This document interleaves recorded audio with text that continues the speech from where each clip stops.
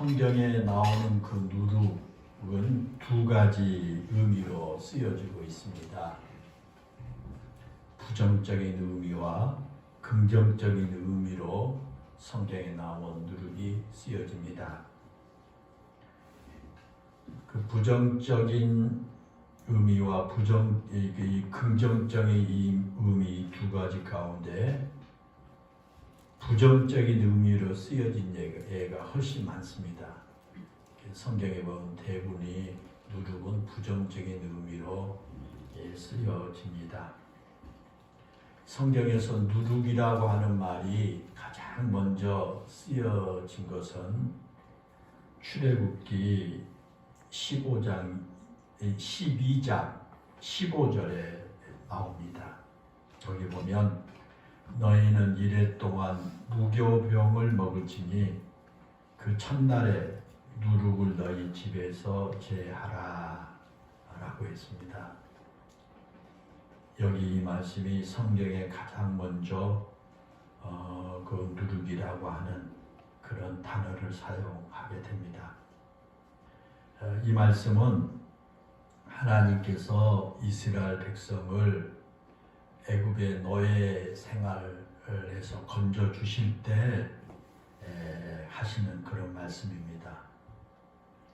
하나님께서 모세를 통해서 내 백성을 내보내라고 말씀을 하셨지만 애굽의 바로 왕이 히브리 백성을 내보내지 않으려고 안간힘을 썼지요. 그러다가 10가지 재앙이 애굽에 내려지게 되었고 결국에 바로 왕이 이스라엘 백성들을 내보내야만 했습니다. 이 출애굽기 12장의 말씀은 10가지 재앙이 내려지기 직전에 하나님께서 주시는 말씀입니다. 죽음의 천사가 애굽 전역에 처음 난 모든 것들을 다 죽일 때 이스라엘 백성들은 그 어린 양의 피를 집 좌우 문설주와 안방에 발랐습니다. 그러면은 그 피를 보고 이 죽음의 이 천사가 그 집에는 재앙을 내리지 않았습니다. 그러한 재앙을 겪고 난 후에 아무리 완고하던 그 바로 왕이라고 할지라도 이스라엘 백성들을 보낼 수밖에 없었습니다. 그리고 그 죽음의 천사가 애굽에 10번째 재앙을 내리고 그 어린 양의 피를 바른 이스라엘 집에는 재앙을 내리지 않고요. 건너뛴 바로 그날을 유월절로 삼아서 계속 지키게 했습니다. 그래서 그날이 유월절의 시작입니다. 그런데 그 유월절을 지키는 방법 가운데 하나가 뭐냐면 무교병을 먹는 겁니다. 그래서 유월절에는 누구나가 다 무교병을 먹습니다. 이 무교병이라고 하는 것은 누룩을 넣지 않고 만든 빵을 무교병이다 그렇게 말합니다. 그런데 하나님께서 단순히 빵에다만 누룩을 넣지 말라고 말씀하신 것이 아닙니다. 집안에서 아예 누룩을 없애라 그렇게 말씀합니다. 그러니까 빵에다 누룩을 넣지 말라고만 하지 않고 온 집안에 있는 누룩은 다 없애라 그렇게 하나님이 말씀을 하십니다. 여러분 왜 하나님께서 집안에서 누룩을 없애라고 그렇게 말씀하셨을까요? 왜 집안에 있는 모든 누룩을 없애라 그렇게 말씀하셨을까? 우리가 누룩을 넣지 않는 빵을 만들라는 그 말씀을 충분히 이해할 수가 있습니다. 왜 그러냐면 이스라엘 백성들이 애굽에 나와서 약속의 땅 가나안 땅에 갈 때까지 그들이 먹어야 할 양식이 필요합니다. 그 양식인 빵을 가지고 가야 됩니다. 애굽에서 나오면서 빵을 가지고 가야 돼요. 그게 먹어야 사니까. 그런데 그 뜨거운 사막을 지나가는 동안에 이 누룩을 넣는 빵은 쉽게 상합니다. 빵에다 누룩 넣으면 쉽게 상해요.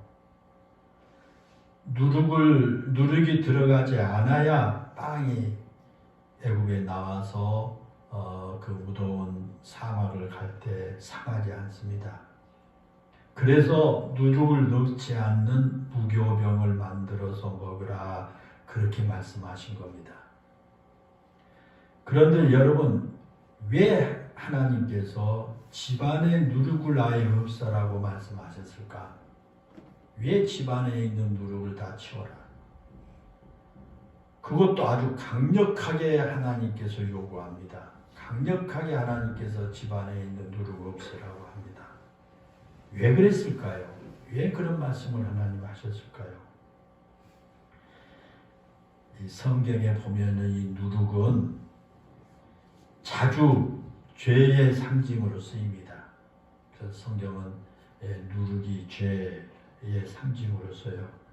하나님께서 이스라엘 백성들에게 애굽을 떠나오면서 반드시 누룩이 들어가지 않는 빵인 무교병을 먹으라고 말씀하신 것이나 집안에서 아예 누룩을 다 없애라고 하신 그 말씀하신 이유는 애굽에서 가지고 있던 모든 죄의 습관을 다 버려라고 하는 뜻입니다. 이스라엘 백성들이 400년 동안 애굽에서 살면서 애굽의 그 문화, 애굽의 풍습에 푹 젖어 있었습니다. 그런데 애굽의 그런 풍습과 문화와 생활 습관을 가지고는 애굽에서 나와서도 하나님의 백성답게 살지를 못합니다. 때문에 그런 모든 것들을 다 털어버려라. 애굽에서 너희들이 젖어 있었던 죄의 문화라든가 그런 풍습들을 다 털어버려라. 그것을 강조하기 위해서 하나님께서 누룩을 집안에서 다 제거하라 그렇게 말씀을 하신 겁니다. 또 신약 성경에도 보면 누룩이 죄악의 상징으로 쓰이는 경우가 신약 성경에도 여러 번 나옵니다. 그 대표적인 것이 마가복음 8장 15절에 보면 예수님께서 그 바리새인들의 누룩과 헤롯의 누룩을 주의하라 그렇게 말합니다. 바리새인의 누룩과 헤롯의 누룩을 주의하라. 이 말씀은 예수님께서 떡 7개와 생선 2마리로 4,000명을 먹이신 후에 제자들에게 주시는 그 말씀입니다. 그 당시 사람들이 떡 7개와 생선 2마리로 4,000명을 먹이신 그 사건을 경험하고 나서 온통 먹을 것에 관심이 집중됐습니다. 마가복음 8장 14절에 보면 바리새인과 헤롯의 누룩을 주의하라고 하는 말씀, 바로 그 말씀 앞에 제자들이 떡을 가져오기를 잊었음에 배에 떡이 1개밖에 그들에게 없다라는 말씀이 거기 기록됩니다. 이 말씀을 기록한 이유는 배를 타고 그들이 오면서 제자들이 계속해서 배불리 먹고 남은 떡에 대한 이야기를 하고 있었기 때문입니다. 배를 타고 오면서도 계속 그때 먹었던 떡 이야기만 해요. 그래서 예수님께서 떡이 중요한 것이 아니라고 말씀을 하십니다. 떡이 중요한 게 아니다. 먹고 없어지는 떡보다 우리 영혼을 파괴하고 잘못된 신앙의 삶으로 이끄는 죄에 빠지지 않는 것이 더 중요하다. 그 말씀을 지금 하시는 겁니다. 그 당시 바리새인들은 예수님의 말씀을 자기들이 가장 잘 지킨다고 하면서도 실상은 그렇지 않습니다.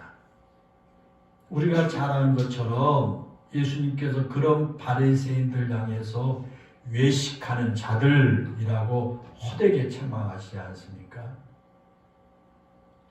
그들은 겉으로는 신앙생활을 참 잘한 것처럼 보입니다. 그러나 그들의 마음과 내면은 탐욕과 악독이 가득했습니다. 예수님께서 마태복음 23장 15절에서 책망하신 것처럼 바리새인들이 열심히 그들이 가르치고 그들이 교훈하지만 결국에는요, 자기들보다 배나 더 지옥의 자식들을 만들고 있었을 뿐이다 하는 겁니다. 그래서 예수님께서 바리새인의 누룩을 조심하라 그런 거고요. 바리새인들 조심하라는 거예요. 그렇게 예수님께서 누룩을 주의하라, 조심하라고 하는 이유 가운데 하나는 그 누룩의 파급력입니다. 파급력. 누룩은요, 그 영향력이 대단합니다. 오늘 본문에도 보면 그러잖아요. 가루 서말 속에 갖다 넣으면 전부 부풀게 하는 것이 누룩이다. 가루가 서말이나 들어있는 그곳에다 누룩 조금만 갖다 넣게 되면 금방 그게 부풀어 오른다는 것이다. 겁니다. 아무리 많은 양의 밀가루라고 할지라도 그 속에 누룩이 들어가면요, 그 누룩으로 인해서 가루가 몇 배로 부풀어 오릅니다. 밀가루가 아무리 자기의 변화를 막으려고 해도 누룩이 들어가면 막을 수가 여러분 없습니다. 여러분 누룩 그러면 여러분 머릿속에 떠오르는 게 뭐 있습니까? 저는요, 누룩 그러면 옛날에 그 시골에서 이거 가정에서 이 농사짓 때 뭐 쓰려고 그렇게 또 어떤 잔치 때 쓰려고 술 담그잖아요. 그때 그 누룩을 넣잖아요.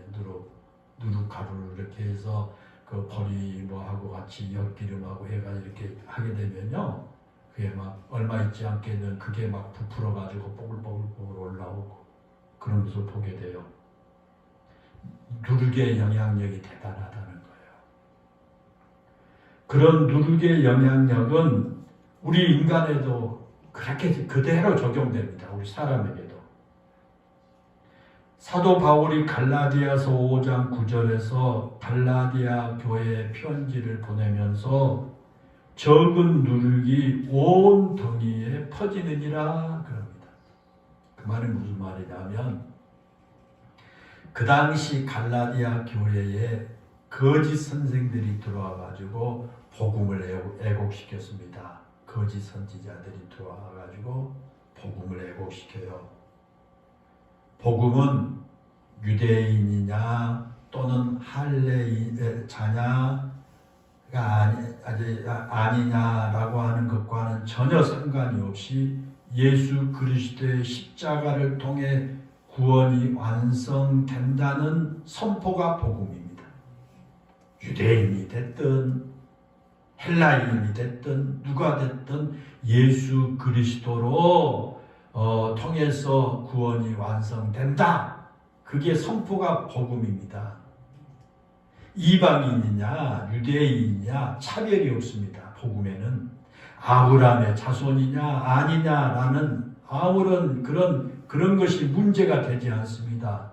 모든 믿는 사람에게 구원을 주시는 것이 복음의 능력입니다. 그런데 그 당시에 그 거짓 교사인 유대주의자들이 갈라디아 교회에 살며시 들어와 가지고 복음을 믿는 것만 가지고 구원 받을 수 없다. 복음만 믿어 가지고 구원 못 받아. 믿을 수 없다 라고 하면서 할례를 받아야 구원이 완성된다 라고 하면서 할례를 받아야 된다고 막 가르칩니다. 그러자 희한하게도 열심히 복음을 따르던 그런 사람들조차도 그런 거짓 복음을 전하는 자들의 그 교훈에 휩쓸려 가지고 참된 복음에서 이탈하는 경우가 많았어요. 그런 모습을 지켜보고 있던 바울이 한 말이 바로 적은 누룩이 온 덩이에 퍼지느니라. 그렇게 살며시 들어온 그 거짓 선생들, 거짓 교사들 한두 명이 온 교회를 갖다가 뒤집어 놓는다. 그런 뜻이에요. 사랑하는 여러분, 그렇습니다. 누룩은 밀가루에 비하면 아주 적은 양입니다. 밀가루 서말에다가 누룩 조그만 거 하나 넣을 정도로 적습니다. 그러나 아주 적은 양의 누룩이 밀가루에 전부를 부풀게 만듭니다. 때문에 양이 적다고 결코 무시할 수가 없는 것이 누룩입니다. 갈라디아 교회에 들어온 그 거짓 교사들도 숫자는 아주 적습니다. 두세 명, 한두 명밖에 안 됩니다. 그러나 그들이 가르친 그 거짓 복음이 엄청난 파급력으로 갈라디아 교회 성도들의 신앙을 왜곡시키고 그들의 믿음을 파괴한 겁니다. 그래서 우리는 누룩을 조심해야 됩니다. 누룩을 조심해야 됩니다. 우리가 살아가는 이 세상에는 언제나 악이 존재합니다. 어디나 악이 존재합니다. 그 악의 모습이 비록 아주 작게 보일지 모르지만 그 작은 악이 온 세상을 제약으로 물들 수가 있습니다. 여러분, 살인 강도가 처음부터 사람 죽이고 강도질한 게 아닙니다. 처음에는 아주 작은 것부터 이렇게 시작해서 작은 악부터 시작해서 나중에는요 감당하지 못할 그런 일을 저지르게 되죠. 우리 개인에게도 마찬가지입니다. 때문에 우리는 늘 악에 빠지지 않도록 주의해야만 합니다. 예수님께서 주기도문에서 가르쳐 주시잖아요. 악에서 구해달라고 기도하라고 하잖아요. 그러니까 악에서 구해달라. 우리가 악의 구렁텅이에 빠지지 않도록 기도할 뿐만 아니라 우리의 삶에 조그만 누룩과 같은 악이라도 우리의 삶의 마음에 안착하지 않도록 깨어서 기도하라는 겁니다. 아주 작은 악일지라도 우리 마음 한구석에 그게 자리 잡기 시작하면요, 그 악이 나도 모르는 사이에 내 영혼을 갉아먹고요, 내 신앙의 양심을 무디게 만들어서 우리로 죄의 총노릇하게 만들어버리고 나중에는 내 인생을 완전히 망가지게 만듭니다. 그래서 누룩을 주의하라는 거예요. 조그만 악이라도 죄라도 조심해라는 거예요. 사랑하는 여러분, 그렇다고 해서 우리가 그런 악을 두려워할 필요는 없습니다. 죄악들을 두려워할 필요는 없습니다. 왜냐하면 우리에게는 그런 악을 이기는 방법이 있기 때문입니다. 우리는 하늘나라의 백성입니다. 우리는 하나님 나라를 우리 마음에 품고 사는 사람들입니다. 하나님의 사람들에게는 악을 이길 수 있는 능력이 있습니다. 그것은 우리 자신에게 있는 것이 아니라 하나님께서 주시는 믿음의 악을 이길 수 있는 능력이 있습니다. 그래서 요한일서 5장 4절에 보면 그렇잖아요. 무릇 하나님께로서 난 자마다 세상을 이기느니라. 세상을 이기는 승리는 이것이니 우리의 믿음이니라 그랬습니다. 우리가 알아야 할 것은 분명히 세상이 우리보다 강합니다. 아니야, 나는 괜찮아. 나는 그런 악한 무리들에 빠지지 않아. 나는 그렇게 안 살아. 나 그 사람들하고 같이 이렇게 살아가지만은 나는 그렇게 안 할 자신 있어. 여러분, 그런데 우리가 약합니다. 그들보다. 세상에 비하면 우리는 아주 힘이 없는 매우 미약한 존재가 우리입니다. 그러나 여러분, 미약한 우리보다 더 강한 이 세상을 이기는 방법이 있습니다. 그것이 바로 믿음입니다. 믿음이 우리로 하여금 강한 세상을 이기게 하는 것입니다. 사랑하는 여러분, 그렇습니다. 우리에게 분명한 고백이 있어야 합니다. 우리의 힘으로는 이 세상을 이길 수가 없습니다. 우리의 능력으로는 아까 싸워서 이길 수가 없습니다. 우리가 이 세상을 이기고 악을 이길 수 있는 것은 오직 하나입니다. 그것은 바로 믿음입니다.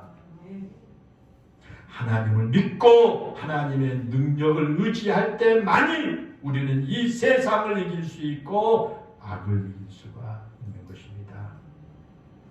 우리가 그리스도인다운 성도다운 삶을 살 수 있는 것도 바로 이 믿음입니다. 오직 믿음이 우리로 하여금 이 세상에 하나님의 나라를 이루어 가게 하는 것입니다. 오늘 본문은 우리에게 바로 그런 사실을 가르쳐줘요. 오늘 본문의 말씀은 천국에 대한 비유입니다. 천국에 대해서 예수님이 비유로 말씀하신 건데 우리가 한 절만 읽었습니다. 여기는 천국은 마치 여자가 가루 서말 속에 갖다 넣어 전부 부풀게 한 누룩과 같으니라 그랬습니다. 이 말씀을 좀 더 압축해서 여러분에게 소개한다면요, 천국은 가루 서말 전부를 부풀게 하는 누룩과 같다는 거예요. 그 말씀을 더 압축해서 말씀을 드리면 천국은 누룩과 같다는 거예요. 천국은 누룩과 같다. 제가 앞에서 누룩이 죄악을 상징하고 세상에 부패하고 오염된 문화와 풍습을 가리킨다고 하는 부정적인데 사용되는 그런 이야기를 지금까지 쭉 해드렸잖아요. 누룩은 여러 가지 참 부정적인 것이다 했는데 오늘 이제 본문에서는요, 누룩의 긍정적인 의미에서 사용한다 그렇게 말합니다. 누룩이 그와 같이 성경에서 누룩이라고 하는 단어를 사용하고 있는데 앞에서 제가 쭉 말씀을 들은 것처럼 누룩은 이 죄, 악한 죄를 상징하는 그런 것으로 부정적인 것으로서 누룩을 집안에서 다 없애라, 누룩 넣지 않는 빵을 먹어라, 바리새인과 서기관들 같은 그런 누룩을 조심해라, 거짓 선지자들 바로 누룩과 같은 것들 조심해라 그렇게 말씀하셨어요. 그런 것을 사용했는데 오늘 우리가 읽은 본문에서는 그런 부정적인데 사용하는 누룩을 말하는 게 아니라 긍정적인 의미에서의 누룩의 사용에 대해서 오늘 본문 이야기한 겁니다. 오늘 본문의 말씀은요, 작은 누룩이지만 가루 서말을 모두 부풀게 한 것처럼 하나님의 나라는 그렇게 작게 시작될지라도 온 세상을 변화시키는 놀라운 능력이 있다는 것을 의미합니다. 오늘 우리가 읽은 그 본문 바로 앞에 보면 겨자씨 비유가 나오거든요. 그런데 이 본문 바로 앞에 나오는 그 겨자씨 비유도 비슷한 이야기예요. 여러분, 겨자씨는 아주 작은 그런 씨지요. 그러나 그 작은 겨자씨에서 움이 돋고 싹이 나서 그게 자라면요, 큰 나무가 되잖아요. 겨자씨가. 그 큰 나무로 자란 겨자씨면요, 공중의 새들이 와서 거기 집 짓고 삽니다. 하나님의 나라가 그와 같다는 거죠. 비록 겨자씨가 작지만 그 안에 생명이 있어서 그게 자라면 큰 나무가 됩니다. 그러면 세상에서 지치고 힘든 사람들과 고달픈 가슴 아픈 사람들이 그 안에서 생명과 힘을 얻게 되는 겁니다. 마치 수고하고 무거운 짐진 자들아 다 내게로 오라. 내가 너희를 쉬게 하리라고 하는 그 예수님의 말씀처럼 겨자씨는요, 세상의 무거운 짐진 자, 씻고 안식과 평안이 필요한 사람들에게 안식처를 제공하는 것이다 라는 겁니다. 그래서 이 겨자씨가 바로 그 속에 생명이 있어서 자라게 되면 많은 새들의 안식처가 된다 라고 하는 것은 천국은 바로 그와 같은 것이다 라는 거예요. 복음이라고 하는 생명이 그 사람 속에 들어가게 되면 그게 그 복음이 이 누룩처럼 부풀어져서 많은 사람들이 그 복음의 생명 안에서 이제 그 사람 때문에 영생을 얻고 마음의 평안을 얻고 이제 참 안식처가 될 수가 있다라는 겁니다. 마찬가지로 이 적은 누룩이라고 할지라도 큰 덩이를 부풀게 변화시킬 수가 있습니다. 천국이라는 그 누룩이 세상의 악을 물드는 것이 아니라 선함과 거룩함으로 물들인 것이다 라는 것입니다. 사랑하는 여러분, 아주 작은 누룩이 큰 덩이를 부풀어서 변화시킬 수 있는 힘이 과연 어디서 나올까? 그 조그만 누룩이 부풀려서 그 많은 양의 덩이를 변화시킬 수 있는데 그 힘이 과연 무엇일까라는 거예요. 그것은 바로 앞에 나오는 그 겨자씨 비유처럼 그 안에 생명이 있기 때문입니다. 겨자씨 안에도 생명이 있기 때문에 그러고 누룩 안에도 생명이 있기 때문에 그렇습니다. 겨자씨 안에 생명이 있어서 큰 나무로 자라는 것처럼 누룩도 그 안에 생명이 있습니다. 생명이 있는 것은 반드시 변화를 일으키게 됩니다. 아멘. 생명이 있으면 변화됩니다. 아멘. 이 누룩은 곧 하나님의 나라를 품고 살아가는 우리 성도들을 가리킵니다. 아멘.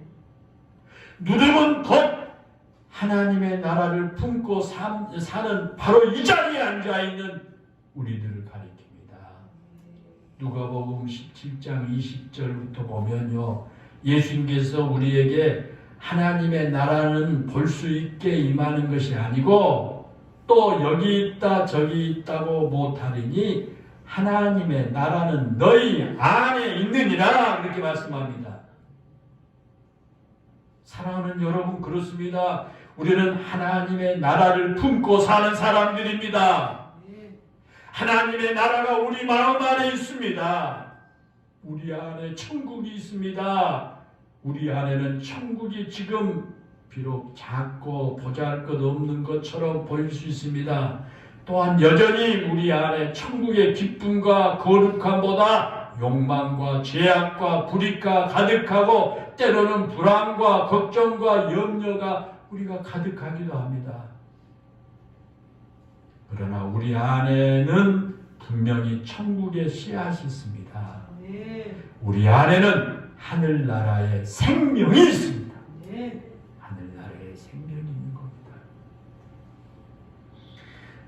사랑하는 여러분, 우리 자신을 보면 참으로 초라한 믿음일 수가 있어요. 아주 내가 내 자신을 봐도 내 믿음이 아주 너무 초라한 것 같아요.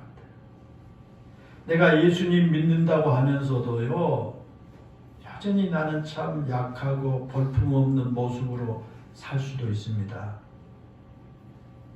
예수님을 믿는 그 신앙으로 산다고 하면서도 우리는 여전히 죄의 유혹 앞에 흔들리고요, 때로는 그게 아니다 하면서도 거기에 넘어가게 되고 쓰러지기도 합니다.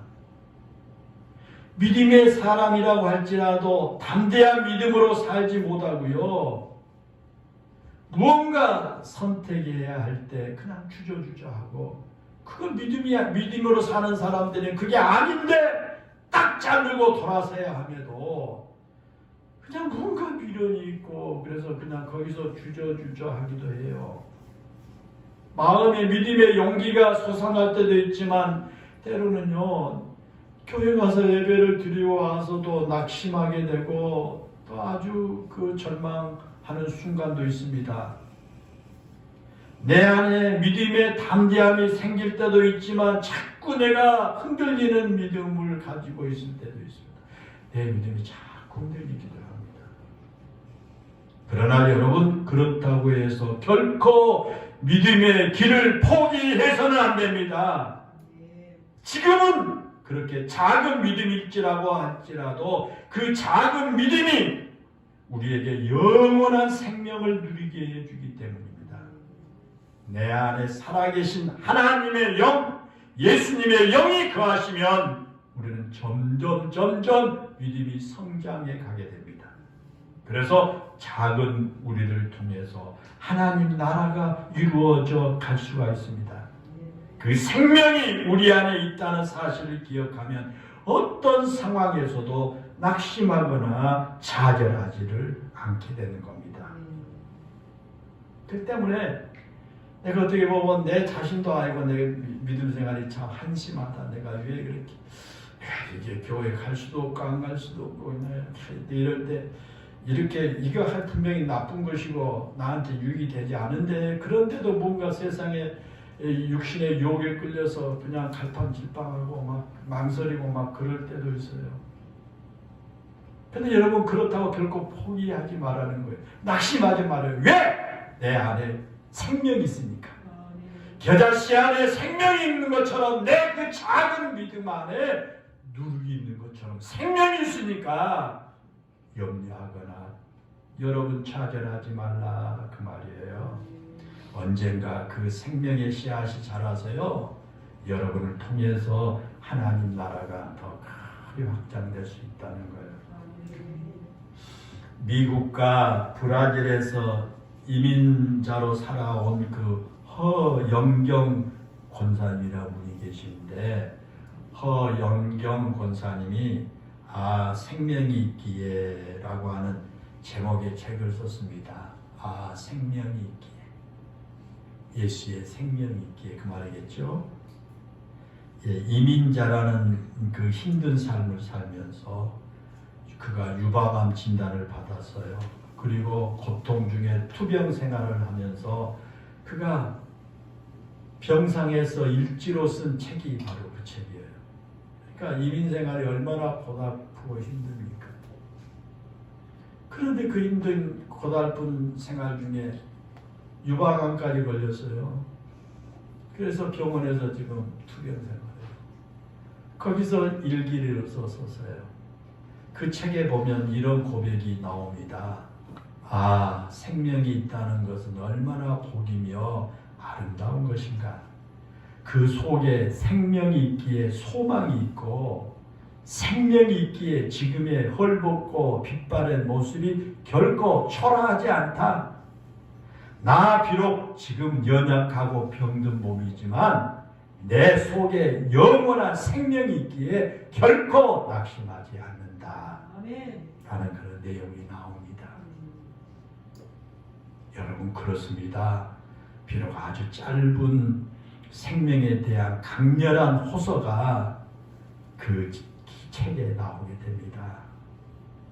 낯선 이국 땅에서 암에 걸려서 힘든 삶을 살지만 자신 안에 예수의 생명이 있음을 알았기에 결코 초라하지 않고 결코 낙심하지 않았습니다. 그래서 지금 그는 하늘의 기쁨을 안고 하늘나라의 노래를 부르며 살고 있습니다. 그것은 예수의 생명이 우리 안에 있기 때문에 가능한 겁니다. 누룩과 같이 그 생명이 나의 모든 것을 믿음 안에서 부풀게 하고 변화시켰기 때문에 가능한 겁니다. 오늘 본문에서 천국이 누룩과 같다고 하는 말씀은 이 누룩과 같이 작은 나를 하나님께서 하나님의 나라를 위해 귀하게 쓰실 수 있다라는 그런 뜻입니다. 예수님께서 12제자를 선택하시고요. 그들에게 천국 복음을 알려주셨지 않습니까? 그리고 그들에게 하나님의 영인 성령, 예수님의 영이신 성령님이 임하니까 그렇게 작고 보잘것없던 그들이요, 보세요. 온 세상을 변화시키던 사도들이 되었지 않습니까? 그 당시 예수님의 제자들은 참 볼품없는 사람들이었습니다. 모두 다 갈릴리 출신 아닙니까? 그 바닷가 출신입니다. 가진 것도 많지 않습니다. 배운 것도 별로 없습니다. 그들은 그저 평범하게 사는 사람들이었습니다. 세상을 변화시킬 능력이나 자질이 전혀 없는 사람들로 보였습니다. 그러나 그들 안에 예수의 영, 생명의 영이 임하니까 그들이 담대하게 복음을 외쳤고 그들이 외친 복음이 이 세상을 변화시킨 줄로 믿습니다. 오늘날 사람들은요, 무조건 크고 좋은 것을 좋아하는 경향이 있습니다. 그런 세상의 생각이 교회 안에도 들어와 가지고요, 교회도 커야만 좋은 교회라고 생각하는 그런 사람들이 많습니다. 사람이 많이 모여야 힘을 얻어서 무엇을 잘할 수 있다, 그렇게 말하기도 합니다. 그러나 여러분, 그것은 세상의 생각입니다. 세상 사람들의 생각입니다. 세상적인 사고 방식으로는 그것이 맞습니다. 그러나 하나님의 방법은 그렇지 않습니다. 하나님께서는 많은 사람보다 한 사람을 주목하십니다. 예수님의 영원한 생명을 품고 있는 한 사람을 통해서 천국을 이루어 가기를 원하십니다. 여러분, 그 한 사람이 누구여야 할까요? 그 한 사람이 바로 오늘 우리들입니다. 그 한 사람이 바로 여기 앉아있는 여러분들입니다. 우리가 비록 보잘것없고 내세울 것 없는 사람들이지만, 우리가 비록 몇 사람 되지 않는 우리들이지만 그런 우리를 들어서 쓰시기를 원하십니다. 우리를 통해 세상에 하나님의 나라가 이루어지기를 하나님이 원하신다, 그 말입니다. 그러나 여러분, 우리는 분명히 기억해야 됩니다. 볼품없는 내 모습 그대로 쓰시는 것이 아니라 내 안에 예수님의 생명을 품기 원하십니다. 예수님의 생명을 품는 사람은 결코 볼품없거나 초라하지 않습니다. 왜? 고린도후서 4장 7절에 보면 우리가 이 보배를 질그릇에 가졌으니 이는 심히 큰 능력은 하나님께 있고 우리에게 있지 아니함을 알게 하려 함이라 그랬습니다. 그렇습니다. 우리는 별별 일 없는 질그릇에 불과합니다. 그러나 예수님이라고 하는 보배가 우리 이 안에 담겨진 질그릇이라면 여러분, 말이 달라집니다. 질그릇인 우리 때문에 가치 있는 존재가 아니라 우리 안에 품고 있는 예수님이라고 하는 그 보배 때문에 우리는 귀한 존재가 된 겁니다.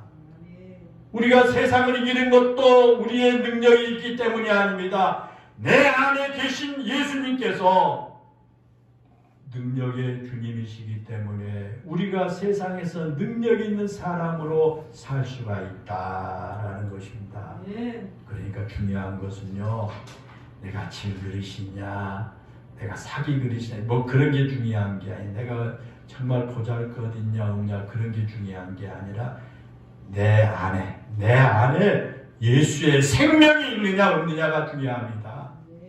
여러분들이 지금 어떻게 교회 생활을 하고 어떤 신앙의 삶을 살고 있느냐가 중요한 게 아닙니다. 여러분 안에 예수의 생명이 있느냐는 겁니다. 사랑하는 여러분, 우리는 누룩입니다. 우리 안에 죄악이 가득하게 되면요, 우리를 통해서 세상의 죄악이 만연하게 될 겁니다. 그러나 우리 안에 예수 그리스도가 계신다면 우리를 통해서 하나님 나라가 내가 가는 곳곳마다 이루어지게 될 것입니다. 아멘. 사랑하는 성도 여러분, 예수님의 영원한 생명을 가진 사람답게 담대하게 사시기를 바랍니다. 아멘. 그리고 우리는 비록 작고 초라한 존재지만 예수의 생명을 품는 누룩답게 세상에 하나님의 영광이 가득하도록 선한 능력으로 사시기를 바랍니다. 여러분의 힘을 의지하지 마시고 여러분 안에 계신 예수님만을 온전히 신뢰하심으로 여러분의 마음에 하늘의 평화가 가득하고요. 여러분의 삶에는 하나님의 나라를 이루어가는 멋진 우리 그리스도인으로 사시기를 바랍니다. 사랑하는 여러분, 다시 한번 기억하십시다. 우리 모두는 누룩입니다. 우리는 천국을 만들어 갈 천국의 누룩입니다. 그 사실 잊지 않고 사시는 여러분 되시기를 바랍니다. 기도하겠습니다. 살아계신 하나님, 오늘 우리가 어떤 사람인가를 다시 한번 깨닫게 됩니다. 우리 안에는 참 겨자씨와 같고 볼품없는 누룩과 같지만 우리 안에는 예수의 생명이 있음을 다시 한번 우리 모두가 깨닫고 발견하게 해 주시기를 원합니다. 비록 우리 자신은 참 초라하고 볼품없고 참 주님 앞에 내가 내세울 곳 없는 이런 사람이지만 내 안에 예수의 생명을 품고 있기에 바로 그 예수님의 능력으로 내 모든 삶과 내 가족과 내 지역을 변화시킬 수 있는 그런 능력의 사람이 된다고 하는 이 사실을 굳게 확신하게 하여 주시기를 원합니다. 이제는 우리 안에 오직 예수의 생명을 품고 사는 사람답게 우리 하나님의 나라를 이루어 가는 그런 모든 우리 그리스도인들, 성도들 다 되게 해 주옵소서. 나는 누룩이라고 하는 그 사실을 다시 한번 발견하게 해 주옵소서. 내 안에 죄악으로 가득해서 내 주변에 이 죄악으로 물들어가는 사람이 아니라 내 안에 거룩한 예수의 생명이 가득해서 내 주변 온 우리 가족들에게 그러한 생명을 누룩처럼 부풀게 함으로 행복한 하늘의 평화를 마음속에 누리며 살아가게 해 주옵소서. 예수님의 이름으로 기도하옵나이다. 아멘.